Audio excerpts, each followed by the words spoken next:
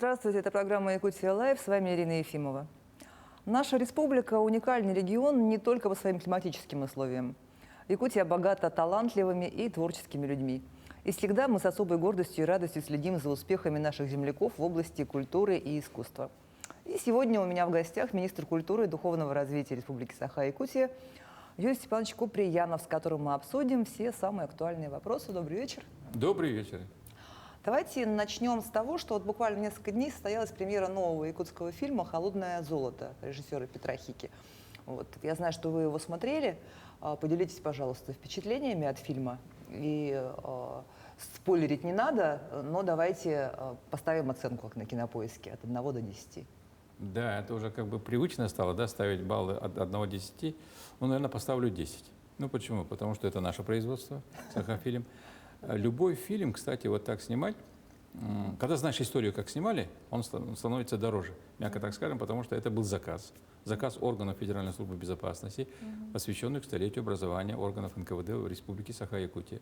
А вы знаете, да, что тяжело ведь, да, вот так сказать, что вот хотим вот такой сценарий, вот такой фильм и вот такие сроки. Но мы уложились, сделали, и фильм вышел. И главное, пользуется успехом. А внутри содержания фильма, ну, мне, во-первых, понравился уровень съемок.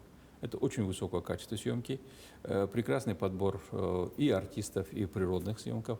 И я думаю, что фильм будет жить, и я бы вот даже предложил и органам силовых структур, и нам, наверное, да, Министерству культуры, руководству нашей республики, главе, для того, чтобы возможно было иметь продолжение этого как фильма. Помните, есть у нас такой сериал, как «Рожденная революцией», да, вон там, когда играют, это очень известный такой фильм, фильм «Офицеры». Я бы поставил вот за ними в один ряд наш фильм про современный сегодня снимается, ну и как Аскалон у нас играет этого Алексея Карасева-то, офицера НКВД. Можно историю продолжить. И его друга, который был внедренный, приглашенный артист из Санкт-Петербурга Шамшин. Хороший фильм. Надо смотреть и радоваться. А, кстати, вот то, что в последнее время приглашают российских актеров сниматься в якутском кино, это вот, как по-вашему, хорошо это? Или... Это вообще Этим гордиться надо? Да, я думаю, что это успех, надо гордиться. Это же тема о том, что когда наши режиссеры приглашают кого-то участвовать в якутском фильме, и многие же говорят, что это первый раз. Это успех, люди снимаются, мы уже снимаем кино другого уровня, высокого уровня, который востребован зрителям всей нашей страны, Российской Федерации. Я знаю, что вы председательствуете в комиссии, которая распределяет гранты на кино. Нет, я не председательствую. Председатель Сергей Васильевич Местников, заместитель председателя правительства, который курирует Министерство культуры. Ну, я в составе этой комиссии. И по поручению главы нашей республики Арсения Сергеевича Николаева с прошлого года мы проводим питчинги. Это по настоянию действительно главы. Действительно, надо сказать о том, что Арсений Сергеевич лично поддерживает развитие кино, потому что очень трудные времена был 2020 год. Ну, 2019 год, можно сегодня говорить, что это был прекрасный золотой, да, год, когда можно было говорить о многих проектах. 2020 год заставил нас понять, что такое есть сложности в жизни с этой пандемией. 2021 год мы сегодня как бы вот 50% наполняемся, начинаем двигаться дальше. И по поручению главы правительство выделяет деньги, средства на проведение питчингов среди кино, ну, по производству кино. Вообще вот эта вот сумма 80 миллионов на кино, она так громко прозвучала в свое время, но из нее ведь не все идет на питчинги, да? Как бы вот год пандемии нам удалось только 20 туда распределить, 15 на документальное кино мы все равно сохранили, 15 на документальное кино, и в этом году мы предоставили коллегам, чтобы были фильмы, около 12 фильмов. В следующий год тоже 15 будет на документальное кино. Часть денег, которые мы по корректировкам бюджета будем вытаскивать и доказывать, это будет идти на кинопроизводство, на проведение кинофестиваля. В этом году частично на сумму 3 миллиона проведем впервые короткометражный фестиваль короткометражных фильмов. Ну, большой фестиваль в этом году не удалось, хотя поручение главы есть, мы его выполним, юбилейный 22 год. Я думаю, что проведем его на высоком уровне. Это вот Якутский международный кинофестиваль, да, которого мы уже сколько времени ждем? Нет, мы его проводили, именно получилось 2020 год. Мы его вот провели и объявили передышку с пандемией. Это был как раз конец марта. Я напоминаю, что мы работаем в прямом эфире, и задать вопрос гостю программы можно, позвонив в студию по номеру 8 41 12 42 14 39 или отправить текстовое сообщение на номер в мессенджере WhatsApp 8 914 235 0502. Ну, раз мы уж с кино начали, Юрий Степанович, давайте вот небольшой ваш личный рейтинг, топ-5, например, якутских фильмов. Ну, с каких фильмов начнем, да? с глубокой историей или того, что сняли. Давайте, если вот так кратко скажу, чтобы никому не обидно было. Уже сегодня можно уже немножко даже забывать. Какие же были фильмы, да? Мы их начали смотреть. Это же были первые успехи. Расскажу свою историю. Наверное, не самых лучших, но тех фильмов, которые запомнились и имели отношение ко мне, например. Фильм «Снайпер» Саха. Я был заместитель председателя правительства тогда и принимал участие в выборе этого сценария. Его сделал нас сын Сооруна Моллана Айсен Дайду, сделал этот сценарий. Мы впервые тогда проводили конкурс на лучший сценарий этого фильма. А потом уже сняли фильм Никита Аржаков тогда из Доллу, они вместе с Ивцем снимали. Это тоже такие пробивные ребята, вообще такие шустрые. Один раз в ДП-1 по 4-му этажу иду, перед кабинетом президента тогда Штырова стоит Доллу, Сивцев Степан. Я говорю: Степан, вы что здесь стоите? Он говорит: чтобы снять фильм «Снайпер Саха», нам надо ехать в Германию. Говорит, у нас как раз не хватает кадров для того, чтобы снять Германию. И под Новый год, и деньги, говорит, остались. А тогда только президент подписывал зарубежные командировки. Ну, мне пришлось зайти к Вячеславу Анатольевичу, объяснить о том, что нам надо съемочную группу. Помните, тогда у нас еще снимался бывший военком в роли этого как раз вот немецкого представителя там этого воина, да? И мы их отправили в город Кёльн. Да, они были в Кёльне, и те съемки, которые делали, они были в Кёльне. А так съемки снимались вот в Покровском заводе кирпичном. Так же никто не скажет. И в Кильдямсах, прямо вот в створе, вот это полевые сражения шли между кильдямцами и тулагинами, если рассказать про «Снайпер Саха». Ну, а однажды в жизни я прошелся по красной дорожке. А в конце красной дорожки стоял Никита Михалков. И пожимал всем руки, кто прошел. И 50 или 100 человек фотографировали всех звезд, вот так идет. И вы там как? Да, я звезда. как постоянный представитель Республики Саха-Якутия в Москве в то время прошелся с Дмитрием Шадриным, Эдуардом Новиковым, женой Новикова и Семеном Ермолаевым по этой Я красной видела дорожке. эту фоточку у вас в Инстаграме. Ну, как в Инстаграме. Эта фоточка висит в Дальневосточном экспрессе сегодня, в Москве катается, но потому что там Михалков, не потому что мы. И главное это что? Мне по работе пришлось уйти с этого представления. Представление началось в 6 вечера, начали вручать номинации, и в 12 ночи только вручили нашим героям главный приз. Это был самый главный приз и начало пути якутского кино в мире признания. Это Георгий Победоносец, он находится здесь, у нас, в Якутии, и на следующий день тогда Это фильм «Тойон Кыл», да? Да, это «Царь-птица», Тойон Кыл. Сидим в кинозале в октябре, когда фильм заканчивался, сижу, думаю, внизу стоят журналисты, спрашивают: вот сейчас, Юрий Степанович, когда будете выходить, дайте интервью. Я сижу, думаю, что же скажу, потому что фильм так вроде тык, броско, история Якутии, гражданская война, как ценили мы там школьный музей, он немножко местами, но он фестивальный, да, фильм. И вдруг женщина, которая рядом со мной сидела, хватает меня за руку и говорит: спасибо. Я смотрю на нее, она плачет, да, у нее, видите, говорит, я плачу. Спасибо, говорит, Якут, за эмоции живые. И я уже знал, когда выходил, что скажу журналистам. И вот такие фильмы заслуживают внимания. А тот фильм, который был следом, «Надо мной солнце не садится», это удивительный, тоже хороший фильм, проблема отцов и детей. Я бы тоже их поставил на ряд того, что вот если бы не было «Царь-птицы», то главный приз завоевал бы этот фильм. Но поскольку 2 года раз мы в Якутии не можем, подряд, да, но приз зрительских симпатий, это удивительный же приз. Приз зрительских симпатий был за нами. Я бы поставил еще и Давыдова, который у нас вообще с Бурнушевым Степаном превратили Амгинский район уже почти в кинопавильон же, да, у нас можно Амга-фильм снимать уже. Все амгинцы бегают, участвуют в кинопроектах. Последний фильм, который показывали, там 70 человек играли с Амгинского района. Ну, а Тыгын Дархан, который сейчас занимает главные призы, вчера мы встречались с Никитой Аржаковым и прочими вещами, потому что думали лететь в Лондон они, да, вот как раз, ну, приглашение было слишком близко, смотр, знаете, вот с пандемией, визами сложно, так что Никите Аржакову не совсем повезло участвовать в смотре всех русских фильмов, которые попали в этот лонг-лист, который будут показывать в Лондоне, и там наш якутский Тыгын Дархан, как один из лучших фильмов Российской Федерации.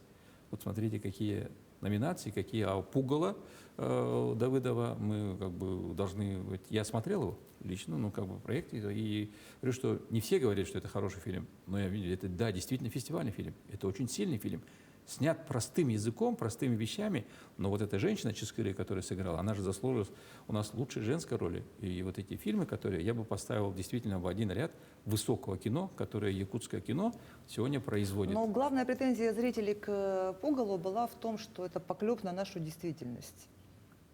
Но тут уже фестивальные фильмы, это же не то, что вот видишь на экране. Видишь на экране — это эмоции. Вы вызовете эмоции. Эта женщина пожертвовала своей жизнью, она убирает грязь с нашей жизни. Она пожертвовала своей жизнью для того, чтобы молодая девушка, вот эта воспитанница той женщины, которая не любила вот эту женщину именно, как укоряла, осталась жить и продолжает жить. И даже вот если возвратимся в театр, да, наш самый знаменитый спектакль «Желанный берег» Андрея Исаевича Борисова, там же тоже смена поколений. Мы все живем для того, чтобы следующее поколение жило. И вот он удостоился государственной премии тогда еще Советского Союза. Да? Вот откуда мы вообще ведем, наверное, современную историю Сахатеатра. Вот такие великие вещи создаются, я думаю, что вот, ну, мягко скажем так, необъяснимым образом. Но сила мысли, она прибывает зрителя насквозь. Но вы так сами перешли плавно к театру. Давайте перейдем действительно от кино к театру, обсудим работу театров во время пандемии. Зрителей меньше стало? Да, конечно, нам же запретили, во-первых. Но я вообще благодарен главе, благодарен Ольге Валерьевне Балабкиной, оперативному штабу, вообще тем, вообще, ну и в целом по Российской Федерации аналогично приняли решение, что для организации учреждений здравоохранения и учреждений культуры приняли отдельные положения. Нам, во-первых, разрешили работать. 2020 год мы вообще сидели. Был полный локдаун. Да? Мы даже не учитывали, сколько человек к нам ходит, мы вообще не открывались.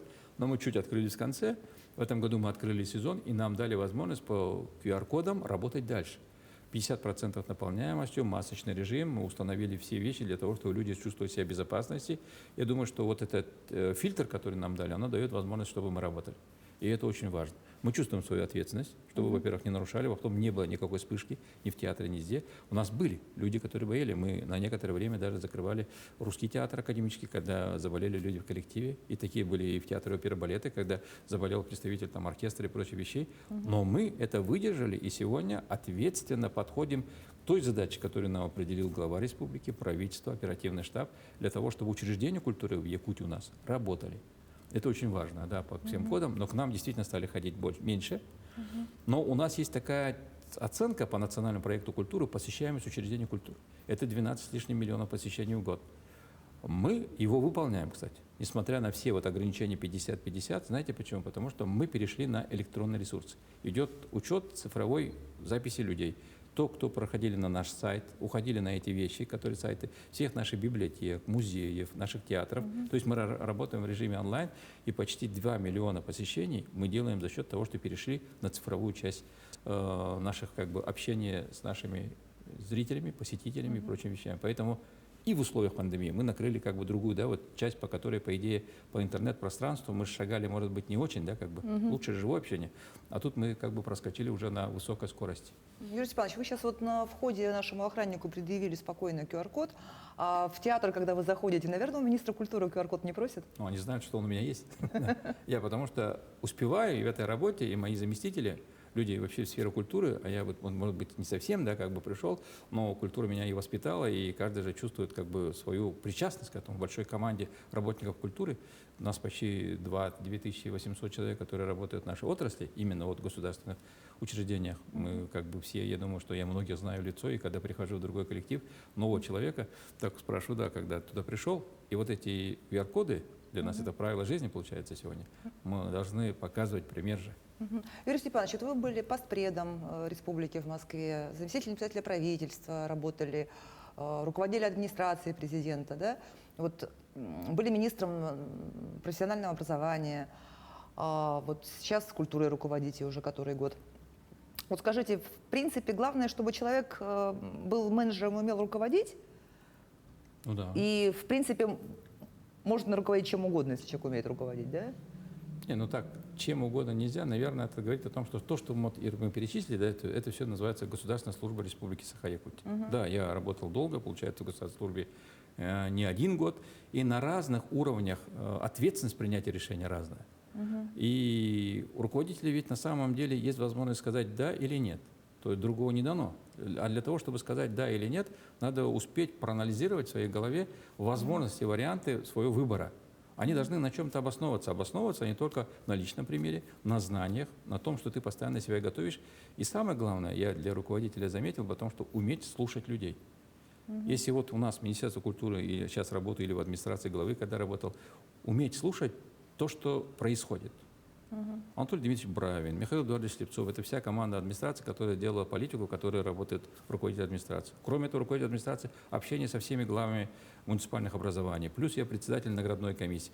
Во всем кого-то слышать, разных возрастов, и коллеги, и прочих, это есть залог успеха и принятия правильного решения. А потом руководители ведь уважают за компетентность в первую очередь, за то, что руководитель действительно принял правильное решение. И во-вторых, руководители уважают за то, что ты людям относишься так же, как человек к человеку. Но вот в сферу культуры вам трудно было вникать или?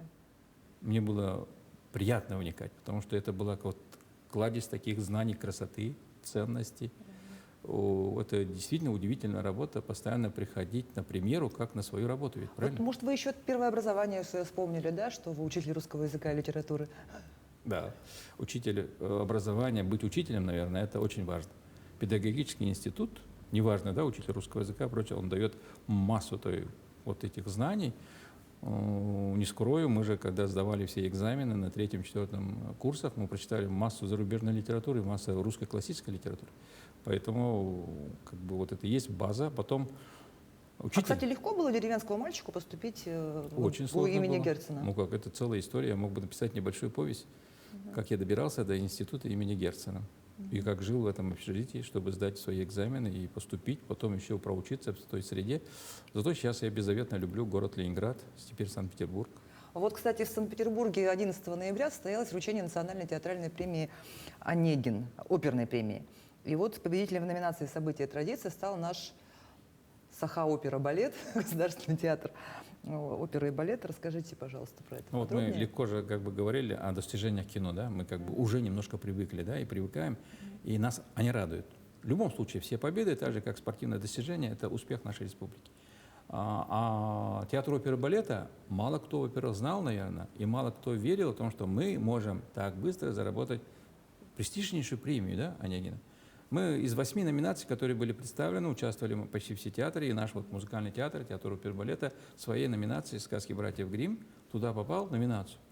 Я спрашиваю Сергея Сергеевича Юнганца: Сергей Сергеевич, это специальный приз? Ну, уважили за то, что приехали там издалека, крайне севера или как? Он говорит: нет, Юрий Степанович, это номинация, это приз, это признание и это победа. И я согласен с ним о том, что это победа, это признание, и это итог работы большого коллектива. У нас же в театре работает почти 400 человек. Это огромный оркестр, огромная балетная труппа, труппа, которая оперная. Они все вместе работают. Но и помните, мы Сергея Сергеевича же выбрали на конкурсной основе. Вот ту задачу, которую ему ставил глава нашей республики, ту задачу, которую ему ставило правительство, ту задачу, которую ставим сегодня мы, Министерство культуры, чтобы двери театра были открыты, и чтобы в среднем по кругу выходило не менее 60% посадочных мест всегда были проданы. Он сегодня ее выполняет. Независимо от каких-либо там ситуаций, поскольку в творческих коллективах бывают всякие ситуации и конфликтные, компромиссные и прочее, я думаю, что театр сегодня идет к востребованному результату. А вам приходится вмешиваться вот в эти ситуации? Стараюсь не вмешиваться. И это правильно. Директор должен эти задачи решать. Но если вмешивается Министерство культуры для решения задач, это тоже, если есть такая необходимость, то нам приходится и вмешиваться, и принимать соответствующие решения. Мы же проводим ежемесячно планерки, коллеги, балансовые комиссии, все вопросы, которые наши 38 учреждений что-то делают, они в курсе как бы и у министра, и у моих заместителей. Ну, вообще оперный театр, ну, наш музыкальный театр, он такую перезагрузку прошел, да, в последние годы, получается, начиная от смены логотипа и заканчивая там с обновлением репертуара кардинальным. Вот. Но вот обновление репертуара и прочее, мы же все сами почувствовали. Во-первых, и глава поддержал, и правительство поддержали в какой-то части, мы дали и денег. И потом Сергей Сергеевич, как успешный менеджер, прошлый 2020 год, когда правительство Российской Федерации приняло решение кредитовать наше учреждение, они воспользовались этим кредитом, который давал как бы поддержку коллектива. И поставили эти все спектакли. Они в основном связаны с нашим балетом. Да, он сразу как бы заметил о том, что балетная труппа сегодня в нашем театре является одним из ведущих. Но она наравне со всеми российскими, там, скажем, театрами и прочими вещами. Сегодня балет востребован больше. Работает над тем, чтобы оперы тоже появились голоса и признанные и прочие вещи. Я думаю, что и дальше сейчас будет приравниваться там, пока идет там музыкальный оперет и прочее. Я знаю, да, есть какие-то возгласы о том, что мы превратили немножко балаганную часть вот этой нашей торжественной оперы, да, но сегодня цели и задачи, которые стоят перед театром, и министерство это будет ставить для того, чтобы репертуарный план имел, как бы скажем, во-первых, востребованный спрос, во-вторых, и часть оперная, она поднялась на другую нишу. А потом, если все получится, и глава поддержит, и правительство поддержит, и выиграем грант на постановку, то театр хочет поставить Нюргун Ботура, который является нашим шедевром, то есть с именем Марка Жиркова, Сорона Малона это все связано. И 1957 год, когда Якутия первый раз свои достижения в сфере культуры, Дни культуры проходили в Москве, мы шли с Нюргун Ботуром. Но Нюргун Ботур 2021 года будет другой. Но это же Соломхо идет. Соломхо до сегодняшнего времени, я поддерживаю его как министр о том, что Соломхо Нюргенбатур, мы будем в Большом театре год столетия государственности нашей республики.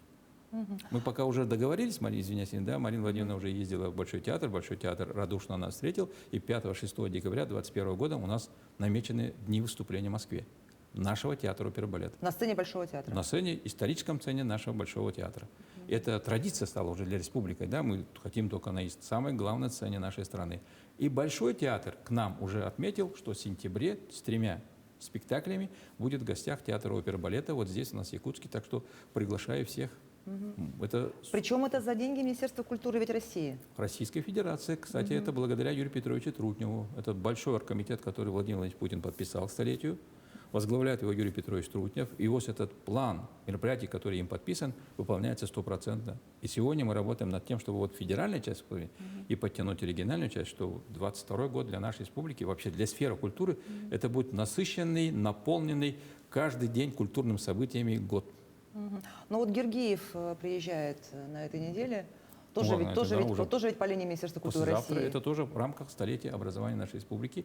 То есть в этом году Мариинский театр, в следующем году Большой театр, 18-го, 20:00 мы ждем всех на Большом, ну как всех, к сожалению, не всех Те, нельзя. кто успел купить билеты. Ну, 50% наполняемость тех людей, которые ждали это событие.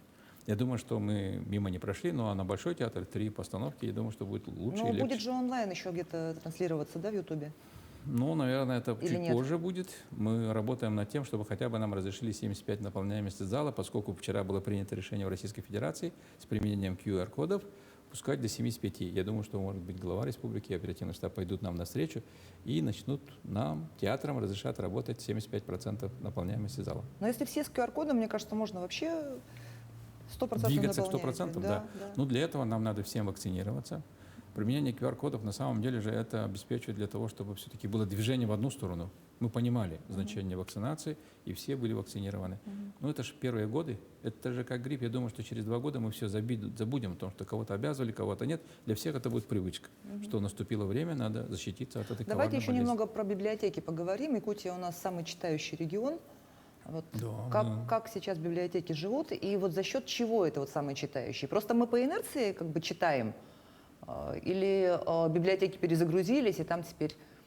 Не, на всё самом по-новому? деле, вот если там проект, да, отчитывается, он состоит от многих факторов. И здесь как бы нельзя буквально читать, потому что в Якутии живет почти 1 миллион человек, и все, мы каждые 10 человек ежедневно там читают новую книгу, и мы там как бы идем подсчет вещей. Нет, так не получается. Я в 2019 году из рук заместителя министра Яриловой Ольги Сергеевны получил звание лауреата читающего региона в 2019 году во время культурного форума. Обычно это звание вручали во время культурного форума. Сейчас 2 года культурный форум уже не проводится в связи с пандемией. Да, Но в связи, звание что читающего публично. региона же все равно. Но начиная с читающего региона остался. Почему? В 2020 году мы вообще стали победителями этого гранта. Мы заняли 1 место. Сергей Степашин при приезде в Якутию лично вручил Арсению Сергеевичу Николаеву вот эту грамоту бархатную. Она у нас стоит в Национальной библиотеке в историческом зале. И для того, чтобы сохранить вот этот флагманский как бы стяг, для того, чтобы войти в историю, мы работали дальше, и сегодня наши проекты получили оценку, и мы попали в 5 лучших в этом году, тоже лауреаты, для того, чтобы сохранить за собой это звание. И мы 3-ми в Российской Федерации в этой номинации стали территорией чтения. Да. И в этом году, 25 ноября уже приглашение пришло, главе тоже Сергей Степанович вручит эту номинацию, как Санкт-Петербург получил его 1 раз, потом Белгородская область или Белгородская, и мы 3-я, Республика Саха-Якутия, из Национальной Республики, получается, мы 1-е, которых будет признано читающий регион постоянно. Вот у нас теперь бывают же вот переходящие кубки. Мы 3 года подряд были победителями, у нас останется 1 год 1-е и 2 года приза, получается. За нами закреплена эта тема. Ага, то есть можно больше не читать. Кстати, о том, что нет, мы будем продолжать читать, потому что наши национальные библиотеки очень сильный коллектив, очень инициативный. Есть у нас проектный офис там, и все библиотечная система муниципалитетов работают в кучу вместе. Туда подсчет идет всех. У нас примерно 5 миллионов, да, посещений культурных заведений делает наша национальная библиотека со всеми муниципальными библиотеками. 5 миллионов из 12 миллионов. Плюс еще почитайте, что в прошлом году мы даже с участием по-моему, в 2019 году Михаила Ефимовича тем женщинам, которые в родильном доме вот только-только собираются рожать, да, дарили книги первые, чтобы они читали своим детям, учили их, да, буквы алфавита, как воспитывать своего ребенка, как лечить своего ребенка. То есть привлечали чтение оттуда. Оцениваются проекты, Оценивается количество участников проекта, массовость, поддержку руководством. И, кстати, еще нам дополнительные баллы дает наличие нашего национального издательства «Бичик» тогда, сегодня «Аяр». То есть это мы большая команда. То есть в Якутии то, что есть национальное издательство, оно получает порядка 16 миллионов в год, каждый год выпускает национальную литературу, там добавляет определенные баллы для победителя. В прошлом году, когда мы стали первыми, да, мы делили первое, второе место, знаете, не с кем-нибудь, а с Татарстаном. И когда Дни Якутии были в Татарстане, я так в шутку говорил: ребята, мы тогда вас проскочили на первое место. Они говорили: ничего, мы дальше погоним. Но Татарстан, вот когда мы были, да, Ой, там это прекрасная великая библиотека. республика, великая часть субъекта Российской Федерации, которой стоит и подражать, учиться, работать у них. У них, кстати, библиотека. Из современных библиотек сегодня, да, одна из лучших Но в Российской она Федерации. прекрасная, да. Да, они ее сравнивают, знаете, с какой? Одной из самых лучших библиотек сегодняшнего дня – это ОДИ, который стоит в Хельсинки. Сегодня библиотека – это не место, куда пришел, книгу получил, это пространство общения. Пространство для общения. И мы сегодня тоже должны над проектом, которым мы работаем, и прочие вещи. Вот то, что Айсен Сергеевич получил территорию вот здесь, как называется, ФАР будущих поколений, там тоже будет пространство, которое дано нашей национальной библиотеке как пространство для общения и зоны чтения. То есть мы в проекты тоже встроены. Мгм. Есть вопрос от зрителя, который пришел на WhatsApp. Ребенок заканчивает 11 класс, очень творчески рисует, любит театр. Куда бы вы посоветовали ему поступить? Ну, прийти к нам, да. У нас есть целевые места во все направления. И мы, Якутия, кстати, на самом деле уже достаточно культурная республика. У нас есть колледж культуры, как бы скажем, вот первый, да, наш, который действительно держит уровень культуры высоко, и который выпускники которого мы снабжаем все наши дома культуры во всех муниципальных образованиях. Это очень важная часть того, что у нас есть колледж культуры. У нас есть музыкальный колледж, у нас есть высшая школа музыки, у нас есть артический Художественное училище, если про культуры, вот эти. а художественное училище это является кладезем того, что наши художники, кстати, очень ценные товарищи. Балетное училище Да. есть. А балетное училище или вот высшая школа музыки, если называть, это вообще вот алмазы, которые при первом президенте Михаиле Ильиче Николаеве были заложены. И сегодня вот оттуда как бы, да, куется наше золото наших побед. Что в музыке, что в балете. Я буквально вот недавно Алисию Пак и Ивана Одинцова поздравлял с такой достижением. Мы долго думали в министерстве, обсуждали, и потом все-таки решили им вручить в виде исключения, опережая все события, знаки отличной культуры нашей республики. Не за стаж, а за высоту достижений их возрасте. И потом учли то, что артисты балета, кстати, очень век короткий. У артиста балета 20 лет, не больше. Ну да, они в 35, Да, по-моему, поэтому на они пенсию уже уходят. сегодня звезды. И им надо быстрее скакать по этой, как сказать, дорожке признания. Балет же это очень сложное искусство. А эти ребята очень Ну, преданные. то есть из Якутска можно не уезжать, чтобы получить качественное образование в Я думаю, творческой что профессии. сфера культуры, как бы вот сегодня Ольга Сергеевна Ярилова проводила видеоконференцию, в которой обсуждали вопрос, как вообще-то вот как бы быть с оттоком населения с Дальнего Востока. И какую роль здесь сыграет культура. Мы все предложили вариант развития земский работник культуры. Есть такая программа, которая с 2022 года Министерство культуры Российской Федерации хочет внедрять на территории Дальнего Востока, чтобы мы обеспечивали как бы более комфортные условия проживания тех специалистов, которых отправляем отдаленные на слега, отдаленные села и прочие вещи, для того, чтобы нам было компенсировано вот потеря комфортности работы в центральных городах. Вот думаю, еще что один проект- вопрос пришел на WhatsApp. Здравствуйте, много наших студентов обучаются в консерваториях в Москве и Санкт-Петербурге. Выделяются ли для них гранты и премии? Ведь некоторые студенты играют в известных оркестрах. Не совсем, да, ребята некоторые, которые играют. Вот много у нас не учатся, у нас учатся единицы. У нас в консерватории поступают 1-2 человека. Я знаю лично, кто поступил в консерваторию, когда учится. Марина Владимировна с каждым знакома, Селена, которая курирует это направление. И с каждым из них наши якутские гранты, к сожалению, пока мы не выделяем, да, мы, может быть, не дошли или не востребована эта тема, но в любом случае они не теряют с нами связь. Мы собираемся с ними всегда вот в связи. Вот, например, послезавтра приедет оркестр, да, Мариинского театра и будет выступать, и там играет наша скрипачка, воспитанница высшей школы музыки, Скурту, наша выпускница. И мы будем как бы объявлять с гордостью залу о том, что среди тех, кто вот 100 человек, которые сидят в оркестре Валерия Абисаловича Гергиева, выпускница высшей школы музыки класса скрипки будет. А у нас у филармонии ведь появится свое отдельное помещение. Ну, не только у филармонии, у нас появится вообще артистический центр. Ну, вот этот проект, который у нас мэтром выступает Андрей Савич Борисов. У Андрея Савича, кстати, 28-го юбилей 70 лет. Собираемся широким кругом культурной сферы Якутии его встретить. пригласить огромное количество друзей из тех республик, краев, областей, которые знают Андрея Савича, уважают его талант. Я думаю, пройдет в той стезе, которую Андрей Савич сегодня возглавляет, это «Новая Евразия» и научная конференция, развитие всех культурных, геокультурных образов, которые он сегодня вбрасывает, скажем, в мир восприятия. Ну вот я про культурный центр, арктический центр, как центральная часть симфонии, ну, филармонии, да, скажу, что у нас, да, действительно не было акустического зала, и у нас нет. И при том, в таких северных условиях это очень сложно. Но глава республики принял решение, мы все наши культурные сделали вот эти проекты, и Валерий Фокин, который художественный руководитель, легендарный человек в сфере театра, Александринского театра, который недавно приезжал, вот я был поражен оценкой, которую он дал, когда посмотрел этот проект, объехали это здание. Он говорит: Андрей Савич, пожалуйста, говорит, это великое дело у Якутии будет, да? Театральная площадка последнего достижения мирового уровня. И я тогда понял, да, о том, что у нас же много идет споров, почему такой дорогой и прочие вещи. Да. Там строительство одно, и эксплуатация тоже следующее. Но он должен, наверное, быть дорогой для того, чтобы быть востребованным. Нам, наверное, вот, я, может, ошибаюсь, но мое мнение, нам надо будет работать над тем, чтобы кто там будет выступать и кто будет сидеть в зрительном зале. Я думаю, что 100% в зрительном зале это не жители города Якутска или якутяне. Нам надо работать, чтобы приезжали к нам зрители со всех концов света. Есть такие проекты? Специально за наши... Не за наши, за тем, кто выступает на сцене. И там на сцене, по идее, должна звезда, не звездочка, а звезда мировой величины выступать в этой сцене для того, чтобы вот это наше, как называется, храм, да, искусства, акустический зал работал на востребованную аудиторию. То есть у нас же здесь не так далеко, чтобы все приезжали, слушали эту чудную музыку. Я вот в зале Гергия был, он намного востребован, он постоянно занят, постоянно работает.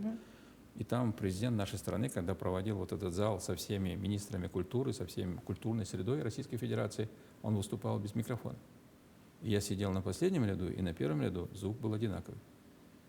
Вот такого уровня будет акустический зал, а спальня для рояля или спальня для других инструментов, она соответствует такому уровню, который, к сожалению, у нас на своих квартирах нет такого уровня влажности и прочие вещи. Это очень сложное строение, но оно строение как бы то, что впереди, а не то, что сзади. Нам надо создавать же то, что у нас впереди должно быть. Но ведь Саха-театр тоже туда переедет.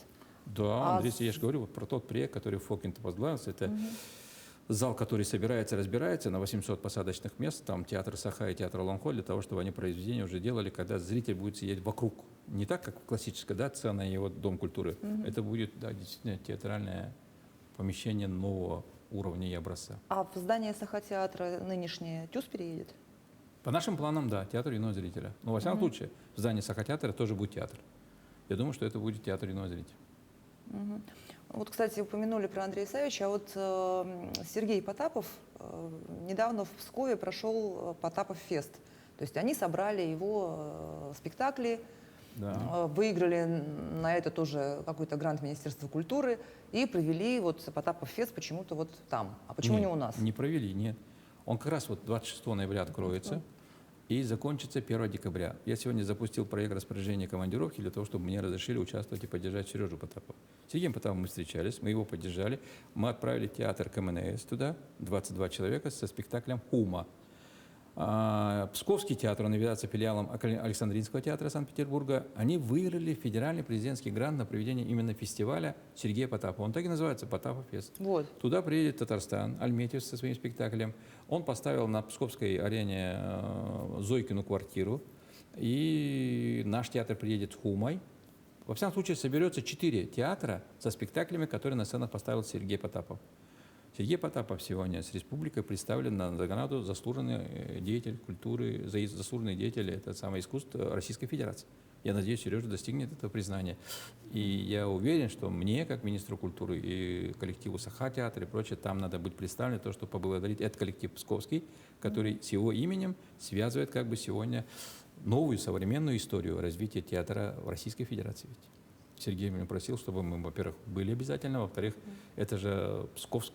Это не просто там, да, как бы регион, это вся Россия.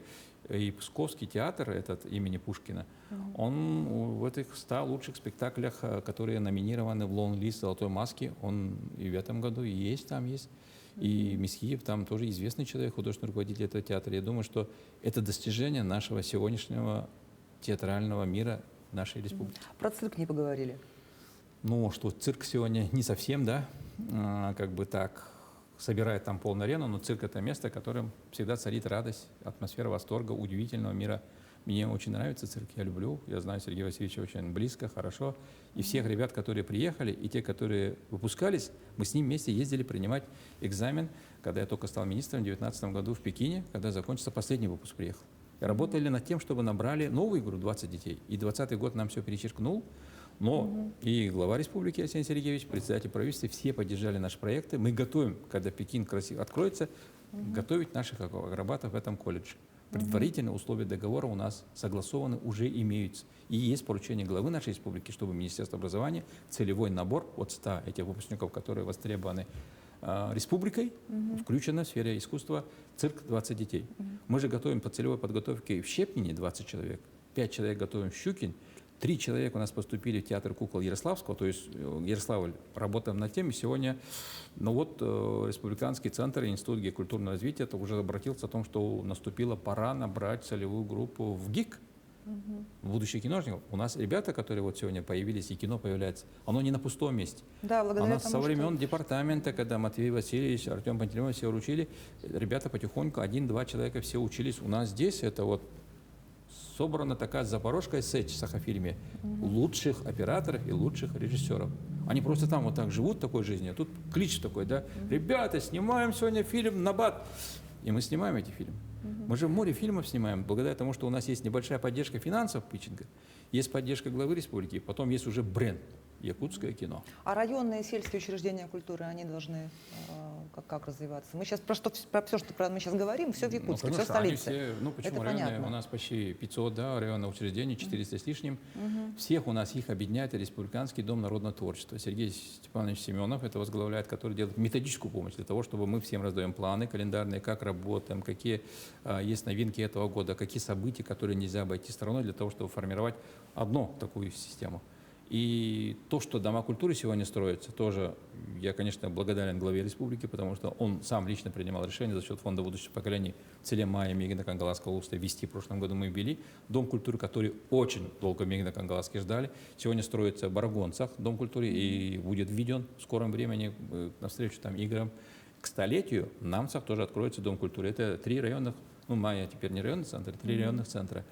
В Нюрбе построим театр, да, вот сейчас ведется в начале следующего юбилейного года у нас вообще, наверное, в субъектах Российской Федерации, чтобы кто-то строил театры, наверное, нету. Я думаю, что это уникальное достижение нашей республики.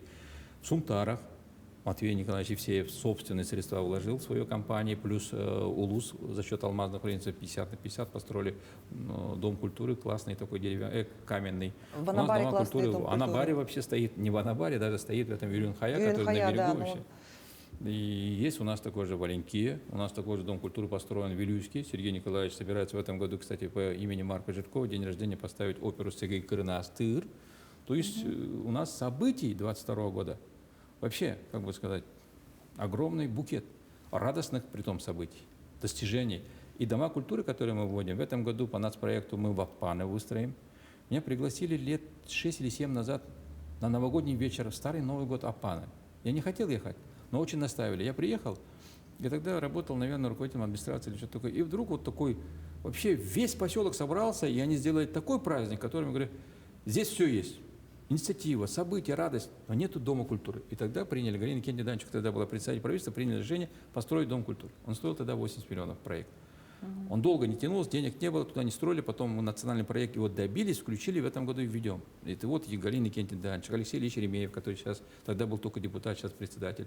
Я думаю, что это радость для села Аппаны, для нашей Якутии. А на следующий год, учитывая то, что мы столько вводим домов культуры, Министерство культуры поддержало в 2 проектах. И 2 проекта в следующем году мы заложим в селе Кемпиндай Сунтарского луса и в селе Тымпы. А вы знаете, Тымпы – известное ведь село.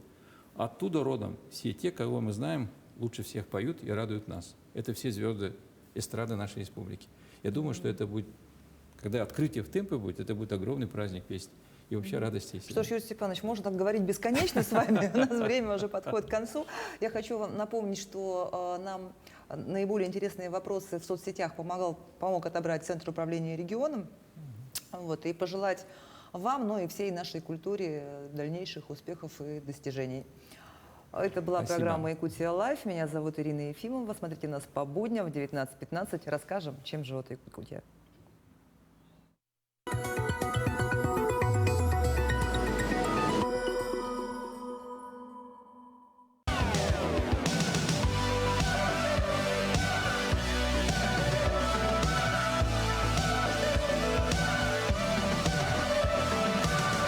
Джинса с нами теплее.